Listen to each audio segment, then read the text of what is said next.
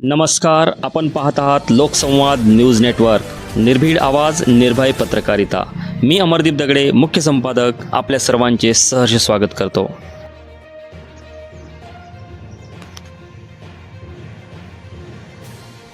नमस्कार, मी आता उभा आहे बिलोली उपविभागीय अधिकारी यांच्या कार्यालयासमोर, तसेच तहसील कार्यालय बिलोली समोर. अवैध रेती उत्खनन व रेतीची केली जाणारी नियमबाह्य वाहतूक आणि या विरोधात प्रशासनाची असलेली अत्यंत निष्क्रियता याबाबतीत काही सामाजिक कार्यकर्त्यांनी आमरण उपोषण या ठिकाणी सुरू केलेली आहे.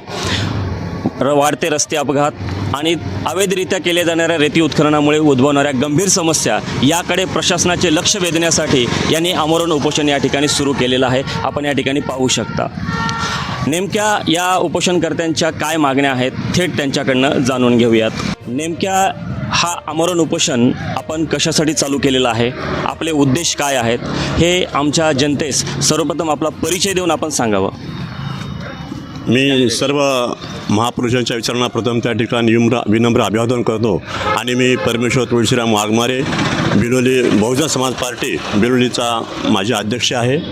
आणि या ठिकाणी या ठिकाणी उपोषणाचा अर्थ हे सर्व घरकुल लाभार्थ्यांना तात्काळ या ठिकाणी रेती उपलब्ध करून द्यावे. कारण रेती ही सार्वजनिक संपत्ती आहे. ही कोणाची मक्तेदाराची खाण नव्हे, ही नफ्याची खाण नव्हे, तर ही गोरगरिबांच्या असे मन आहे की पाणी उशाला आणि कोरड घशाला या म्हणीप्रमाणे या ठिकाणी आमच्या पायथ्या उशाला रेती असूनसुद्धा आमच्या घरात ही रेती मिळत नाही. ही शोकांतिका आहे. आणि यामध्ये कुठलाही अधिकारी हे प्रशासन आम्हाला निष्क्रियतेने बघत आहे की हे काहीच करत नाहीत. तरी आम्हाला आमची मागणी आहे की राष्ट्रीय आम्हाला रेती उपलब्ध करून द्यावी. आणि दुसरी मागणी म्हणजे आमची या ठिकाणी जे वाहतूक ओव्हरलोडिंग होते हे रस्त्यानं जात असताना रात्रंदिवस आम्ही ग्रामीण भागामधून रस्त्यानं जात येत असताना या ठिकाणी खड्ड्यात रस्ता आहे की रस्त्यात खड्डा आहे हे आम्हाला जाणवत नाही. म्हणून आम्ही या ठिकाणी अशी मागणी करतो की कृपया या ठिकाणी जे ओव्हरलोडिंग आहे तुमची जी शासनाच्या नियमाप्रमाणे भरावी आणि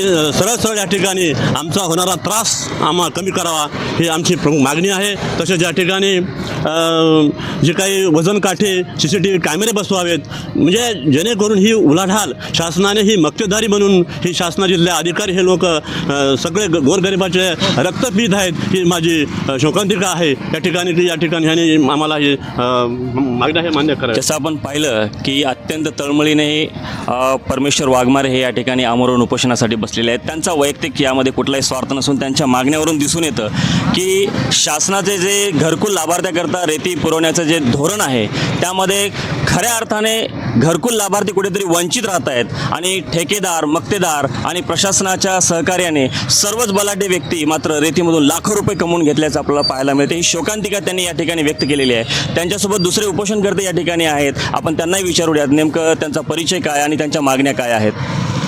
माझा परिचय निरानपुरे राममोगलाजी. मी बहुजन समाज पार्टी जिल्हा महासचिव आहे. तर आमची एवढीच मागणी आहे, मुख्य मागणी आहे की आज रेती जी 1000 रुपयाला भेटायची रेती आज 5000 टाकतात आणि बेबनाव असे आमच्या घरकुलच्या लोकांना अजिबात शासन त्याला लक्ष देत नाही. रेती भेटत नाही. आमचं बांधकाम करायचे की आमच्या घरी बांधकाम थांबले आहेत. आणि आज या बेबनावर वाहतुकीमुळे रस्त्यावर दुनियाचे ॲक्सिडेंट होत आहेत. रस्ता नादुरुस्त होत आहे. तरी प्रशासनाला कुठलेच याच्यावर नियंत्रण नाही किंवा प्रशासनाला डोळेझाक करत आहे. हे एवढी आमची रास्त मागणी आहे. आमचा याच्यामध्ये सामाजिक बांधिलकी आम्ही उपोषणाला बसलो आहोत. आमचा याच्यात कुठलाही स्वार्थ हेतू नाही किंवा स्वार्थ नाही.